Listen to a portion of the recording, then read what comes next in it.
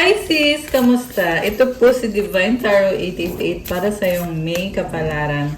Tingnan natin ang energies connected sa iyo ngayon at mga mensahe. General reading po ito kaya maaaring mag-resonate o hindi.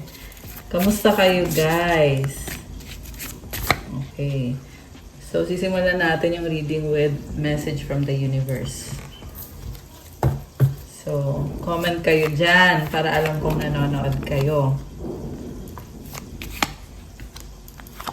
Okay, so first message is, in every moment, the universe is conspiring to bring me toward right-minded thinking and the energy of love. So, napaka-positive ng energy mo. Pati yung nasa paligid mo, sobrang positive. At nililid ka para maging positive din yung tingin mo sa situation mo or sa life mo. I honor how I want to feel. So, mahalaga sa'yo yung feelings mo, inaalagaan mo. Okay. You love yourself. So, yeah, tama lang ang ginagawa mo. Pinoprotektahan mo din ang sarili mo. My outer experiences are a reflection of my internal condition.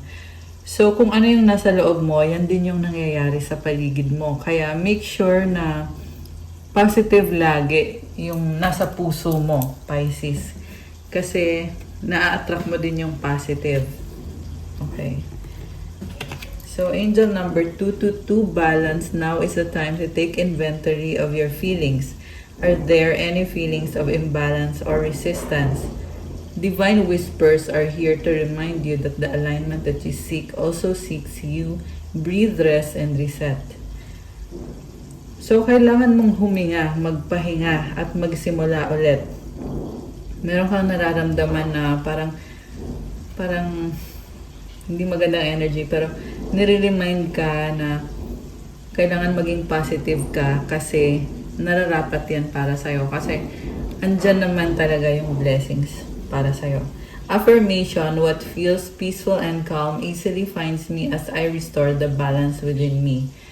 So, ayan, kapag balanse ka, nagkakaroon ka ng peace, nagiging kalmado ka. 777 alignment. Your progress is recognized and alignment is here. It is within your reach. The whisper is reminding you to stay the course and feel source working through you. Your gifts are being recognized. So magpatuloy ka lang kasi malapit mo nang maabot ang hinahangad mo. And dire-diretso ka lang kasi tinutulungan ka din at ginagabayan ka ni God. Affirmation, I blossom and bloom as I use my gifts. All things simply align as I feel the feeling of the divine. So, blooming ka ngayon. Oh wow! 888 abundance. Blessings are here and more are on the way. Let yourself feel the abundant flow of prosperity that is all around you. As you stand in your highest self, you attract all that you once were seeking. Giving is always a doorway to success. Pag may tinutulungan ka, mas lalo kang nagiging successful at nagbubukas ng pintuan yan para magkaroon ka ng success. So, laging tumulong sa kapwa mo.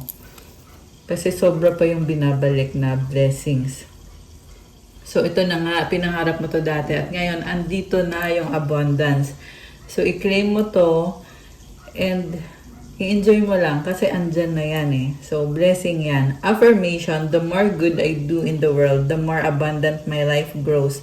I radiate an energy of loving kindness. Ang ganda kasi ng energy mo. So, magpatuloy ka lang sa paggawa ng mabuti kasi mas lalo ka pang nagiging blessed.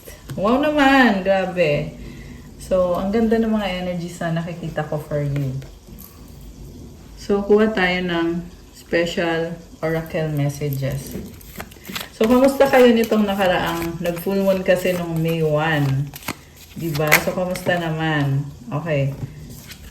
So, itong mga cards na to ay connected sa nangyaring full moon nung nakaraan. So, responsibility. So, siguro medyo na-overwhelm ka or busy ka sa responsibility mo. Attraction. Okay. So, may attraction between you and another person. Blessings restored. Oh, wow. So, may nawalang blessings pero ngayon binalik. Ito na yon. Okay, ano pa? Love! And harmonize. Wow! So, may attraction, may love, at harmonize. So, nag-a-adjust ka dito sa love situation or connection. Or yan yung kailangan mong gawin. Be realistic. Stay grounded. So, ito, mag-focus ka sa kung anong nangyayari sa present moment and stay grounded. Kung ano yung nangyari sa past, huwag mo nang problemahin. Let it go. Focus ka lang sa kung ano yung nasa harap mo ngayon. Literally. Naa-attract mo yung pera ngayon. Okay? So, kailangan mo mag-focus at magpatuloy. So, siguro you feel na hindi mo ma-enjoy muna masyado yung buhay mo kasi may responsibilidad ka. Yan yung pinaka-focus mo ngayon eh. Pero ang nakakatuwa lang dito kasi maraming nagmamahal sa'yo sa paligid mo. Pwede yan kasama mo sa trabaho or kung sino man tong person or mga person na to. Okay. Alisin ko muna to guys kasi gagamitin natin itong tarot deck na to. So, linisin ko muna tong table. Okay, ito na. Excited for this. Para kay Pisces. Pisces.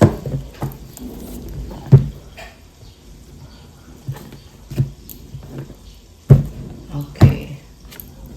The High Priestess. Wow, ikaw na ikaw talaga to.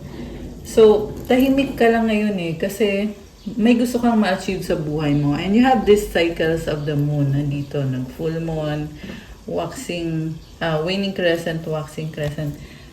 So, malakas ka makaramdam. Okay? And meron ako nakitang clairvoyant. Okay? Or if not, this is your intuition na talagang ginagabayan ka. Marami kang gustong marating sa ngayon, kaya pinipili mong mag-isa at tahimik ka lang talaga para makapag-focus ka. What crosses you right now is the Two of Earth. Ito yung responsibilidad, mukhang nagsabay-sabay or yung iba sa inyo doble yung trabaho nyo or yung mga gawain nyo. Okay. Nag-enjoy ka naman, pero yung nga, busy-busy ka dito. What lies above? Oh, wow, the Hierophant. Alam mo, mataas na level ka, lalo na sa spiritual. And it's like a ceremony na pwede tong, meron dito, iba sa inyo, may a-attendan na ceremony. Kung ano man yan, pwede din tong mass, wedding, pwedeng graduation. What lies below is the Four of Earth. Napaka-stable and grounded mo. Focus ka lang talaga sa kaperahan mo ngayon. Ayaw mo munang gumastos or mag-risk kasi kailangan mo pang alagaan yung finances mo. Okay, transformation.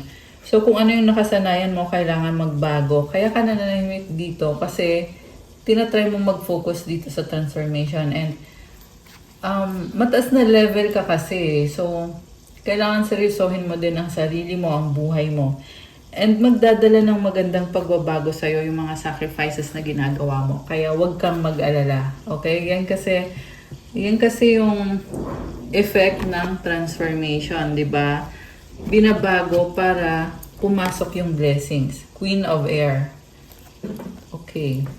Sa bottom of the deck, overall energy is Messenger of Fire. Bago yung energy mo ngayon, Justice. You are strong.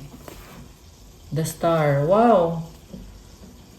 Grabe, ang ganda ng cards mo. So, parang nag-iba ka ng anyo or iba yung aura mo ngayon. So, the way you carry yourself ay talagang maraming namamangha at humahanga sa'yo. Meron ako nakitang Pisces na celebrity or sikat or vlogger. Maraming nakakakilala. So, sa recent past, nagkaroon ng sitwasyon na nasaktan kayo or ending or breakup. Kaya ngayon sa present, hindi ka na muna nagsasalita or tahimik ka na lang. Ayaw mo nang magsabi kung ano yung mga susunod na plano mo. Kasi hinihil mo pa lang yung sarili mo. So, hindi ka pa ganun kahanda talaga na harapin yung mga yung mga tao or sumagot ng mga tanong. Okay? So, meron ditong nagdi-detox sa social media. Messenger of Air, Page of Earth. Okay, ito yung mga supportive energies. Eight of Earth and the Messenger of Earth. Okay, so may bago ka mga plano at sa ngayon naghihintay ka pa kung ano ba yung susunod para sa'yo. Pero definitely ang daming planong nakikita ko. Also, busy ka pa kasi so hindi ka pa masyadong makapag-desisyon. May nakikita ko dito, naghiwalay ka ng isang person at ngayon pinaprocess mo yung sarili mo at hindi ka pa ganun ka okay. Pero, yeah, emotionally hindi pa ganun ka okay. Pero, nakikita ko, spiritually, umaangat ka. Okay? Ibang-iba yung dating mo ngayon. Patience, Empress, Seven of Earth. May hinihintay kang blessing at parang hindi ka makagalaw. Nag-iisip ka anong gagawin ko, anong susunod. Pero ang ganda naman ng energy mo. With this Empress card, you attract abundance. Also, na-attract mo yung divine counterpart mo. Pero although, for some of you guys, single kayo ngayon, kaya nababagalan ka or naiinip ka na. Nawawalan ka na ng pasensya. Or nawawalan ka ng patience. Kasi alam mo sa sarili mo na you have what it takes. Kasi ang ganda ng energy mo Empress. So, nag-iisip ka kung ano bang gagawin mo, ano bang plano mo. Parang hindi ka makagalaw I'm hearing analysis paralysis. Hindi ka makagalaw dahil sa kakaisip. Okay? So, ingat lang, wag lang malito. Okay. So, what's coming towards you? Alam mo yung ending na nangyari sa'yo sa relationship. Remember, hindi po ito sa lahat ng Pisces mag-resonate. Pero, yung ending na nangyari dito is, nagbubukas ngayon ng opportunity sa'yo para magkaroon ng mas better na person or situation. Okay, pwede kasi nangyari yung ending matagal na, sobrang tagal na at may bago ka na ngayon. Pwede din naman na kaka-end lang ito at naghihintay ka pa kung sino yung para sa'yo.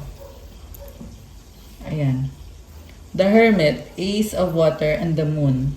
Mag-isa ka lang talaga dito. Nagsastruggle ka, oo, pero bagong simula to. Yung nga lang na-overwhelm ka emotionally. With this Moon card, parang sobrang intense na mga emosyon mo. So, yun yung kailangan mong ingatan na i-check mo pa rin yung emotions mo kung healthy pa ba yan. Kasi kung nagkakaroon ka ng anxiety, then kailangan mong kumalma muna.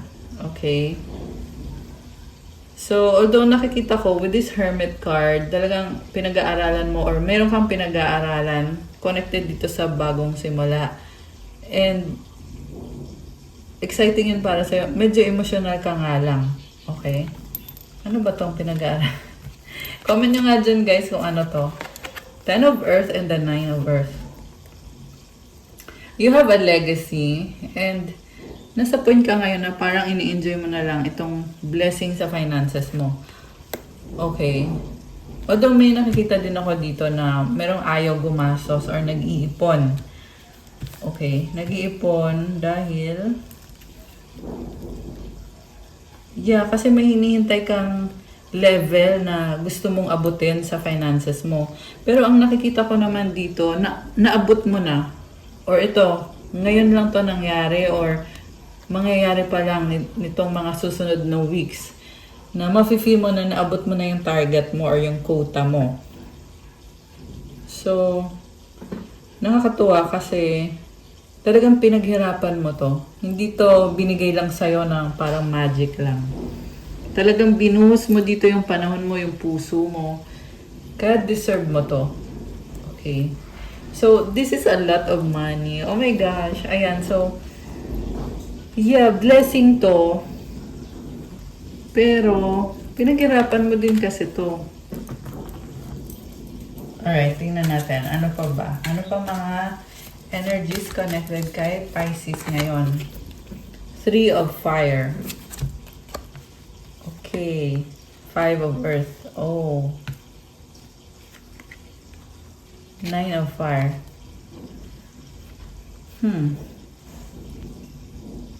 So, ngayon nakikita ko dito, frustrated ka sa pag-abot ng mga pangarap mo kasi dati ka nang nagkaroon ng failure. So, ang masasabi ko lang dito, huwag kang mapagod, huwag kang sumuko. Okay? Kasi andito na yung mga stars mo. Oo, frustrated ka nga, pero sabi dito tamang landas yan. Parang feeling mo kasi talagang pinupush mo yung sarili mo. Para kang sinistretch na beyond sa normal na ginagawa mo, yung mga effort mo dito. Okay. Ace of Earth. Wow, level up. Okay. Ayun naman pala eh. May pag-level up. Okay. Tingnan natin yung connected naman sa person mo. Okay. Ano nangyari dito with the past person? Tingnan natin, guys. Parang sinungaling tong kadilwa. Tingnan natin. Yan yung nakikita ko dito eh. Okay, ano nangyari? Eight of Air. Overthinker to. So, ano ba? Ano bang overthink nito? Nakatrap. Nakatrap siya.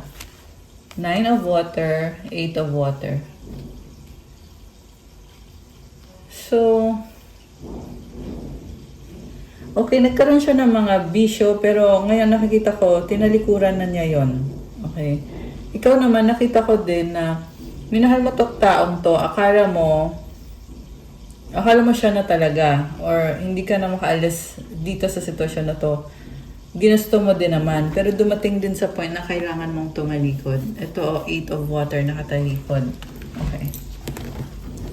So, i-clarify natin. Tingin niya sa'yo is Page of Earth. Bakit? Anong tingin niya sa'yo? Tingnan natin. Anong meaning nito? 5 of Air. Feeling mo talo ka.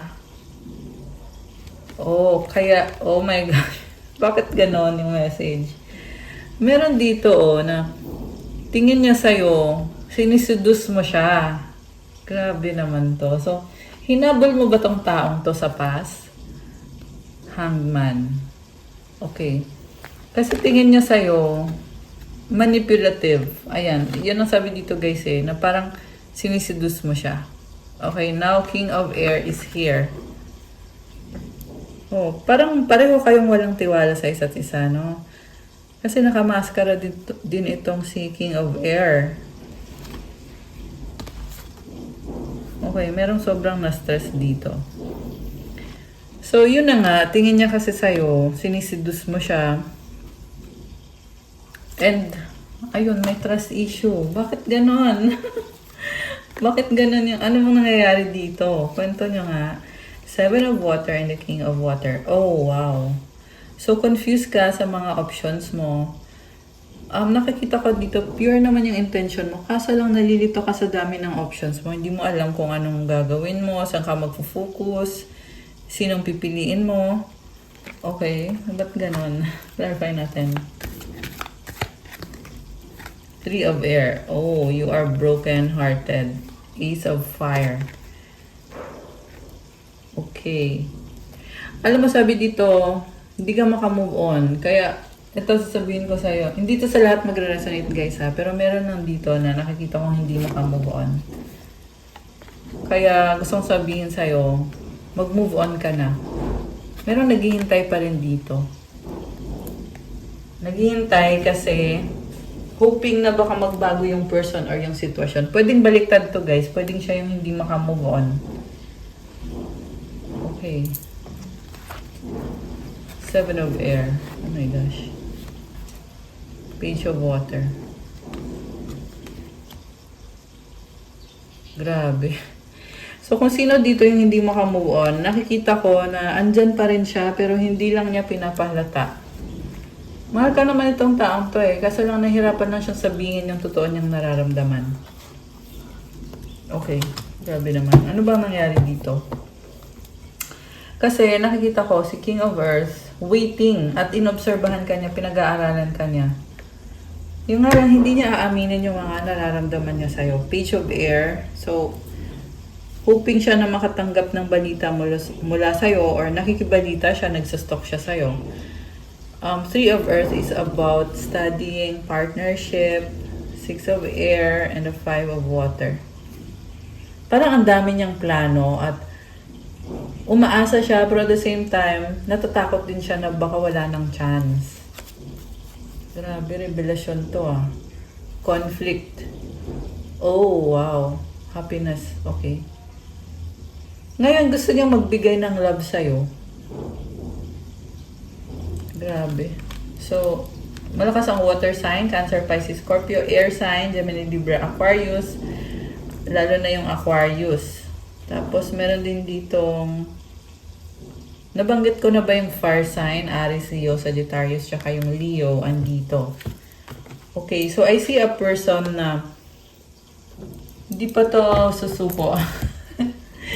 Yung nga lang, hindi niya pinapaalam na andyan pa rin siya. Para siyang nagtatago. Pero sinustok ka nitong person na to. King of Fire. Oh my gosh. So, sabi dito, marami na siyang pinagdaanan at hindi ito yung panahon para sumuko. Mahal ka pa rin itong taong to. Very fiery and passionate. So, ibig sabihin, mag-e-effort talaga, may gagawin talaga siya para mapansin mo siya or makuha niya yung loob mo.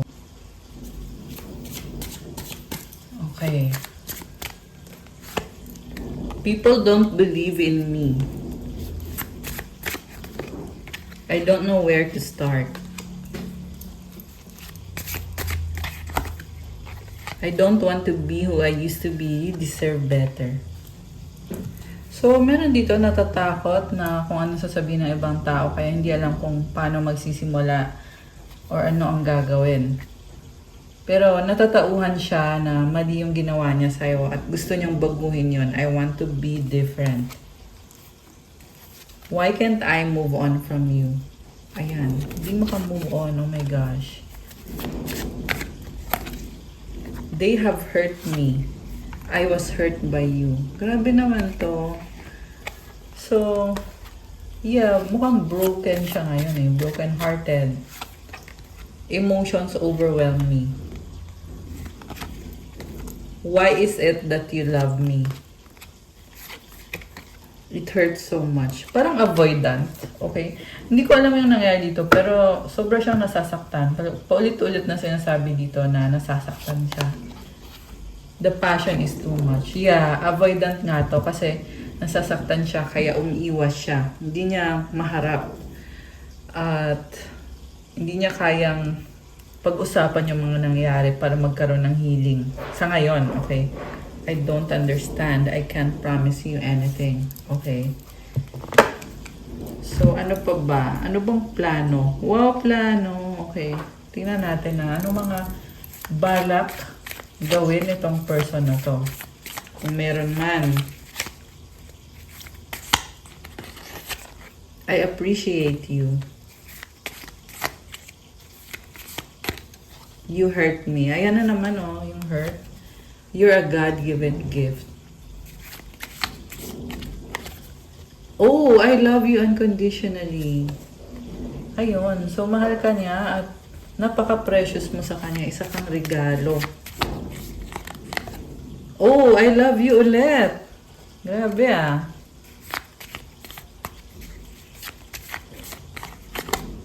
Give me another chance. Ayan. So, gusto niya ng isa pang chance. Childhood trauma, I have something to tell you. Parang gusto niyang i-explain sa'yo na ganito yung nararamdaman niya dahil nasa nangyari sa kanya nung bata siya. My pride or ego took control of me. Parang gusto niyang i-explain yung mga nangyari para bigyan mo siya ng chance ulit. Oh, I hate you. Oh my gosh. So, parang may conflict talaga. Ma-pride at may galit. I'm struggling right now.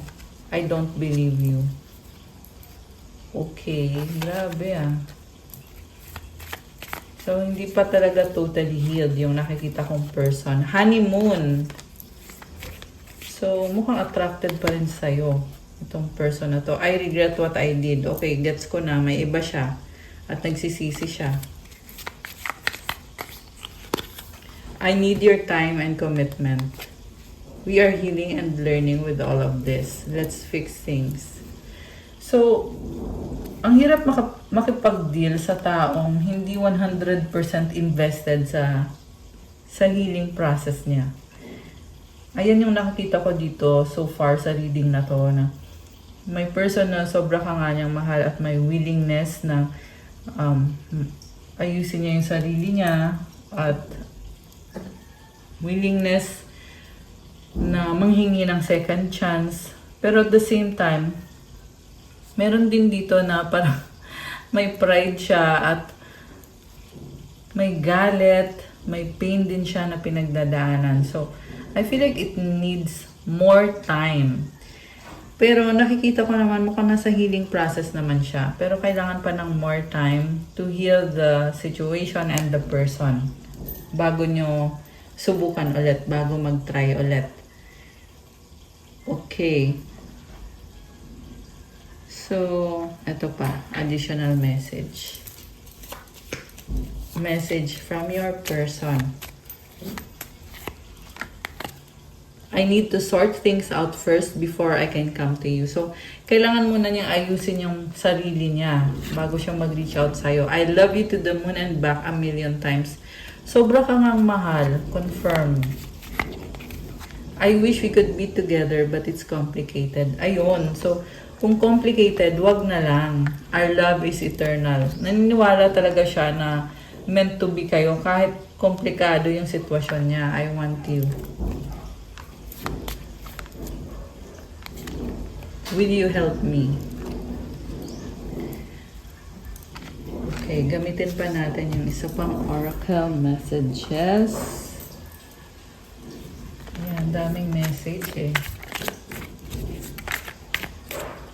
Okay, may nalaglag. Oh, marriage! Ikinasal ba kayo? Busy. Or yun ang gusto niyang mangyari. Para sigurado siya na hindi ka na talaga mawawala sa kanya. Happy!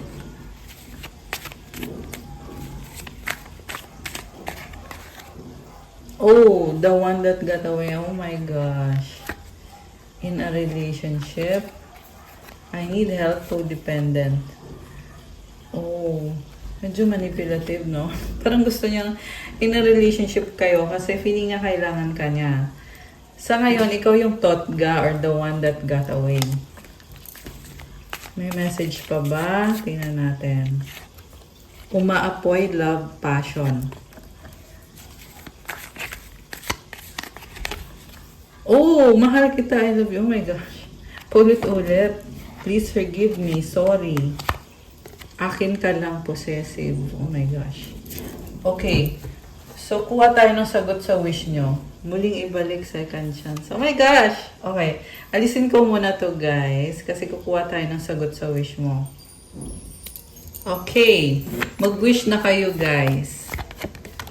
Okay. Isang wish for Pisces.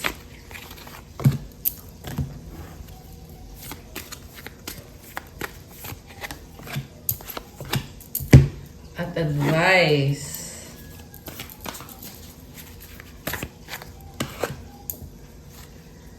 At kuha tayo ng card galing sa angels. Okay. Isa pa.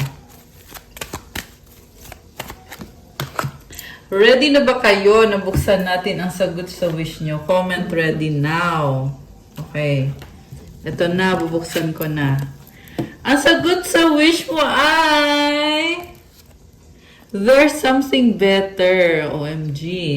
At kung kailan mangyayari ang wish mo, take action. Okay, may kailangan kang gawin. Mas better pa to sa hinahangad mo or sa wini-wish mo.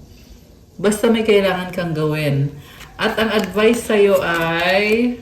Oh wow, romance. At isa pang advice, trust. Oh my gosh.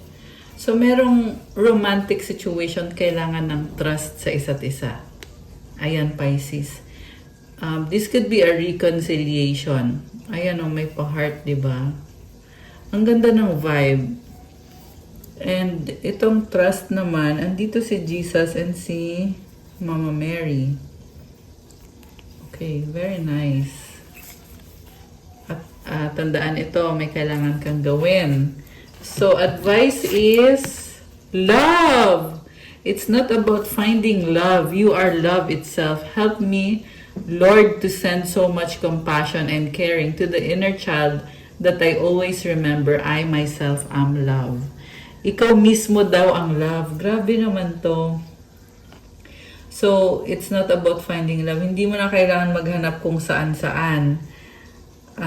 Dahil nga, nasa sayo na mismo ang love. You are the one na nagbibigay ng love.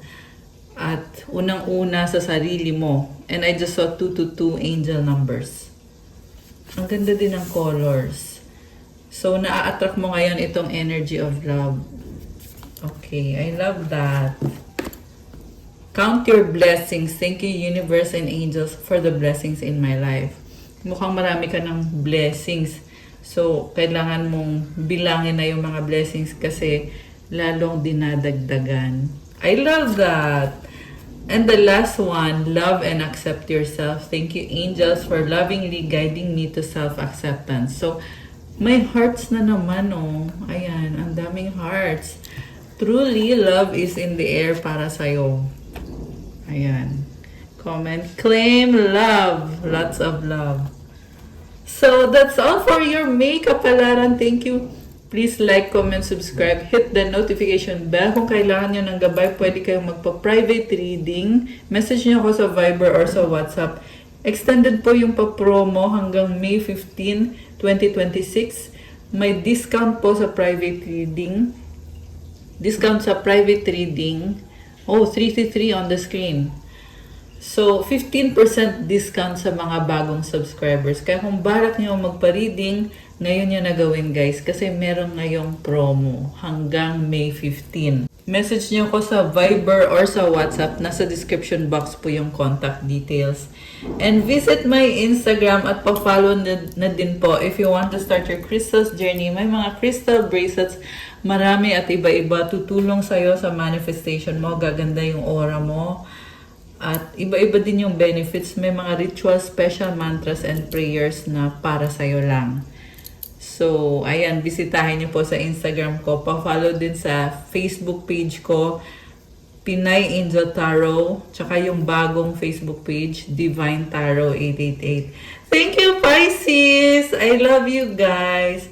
Have a good day. God bless you all. Stay safe. See you again soon sa susunod na reading. Make sure po na nakasubscribe na at naka-on yung notification bell. Good night or good day kung kailan nyo man mapanood to. And God bless. Bye!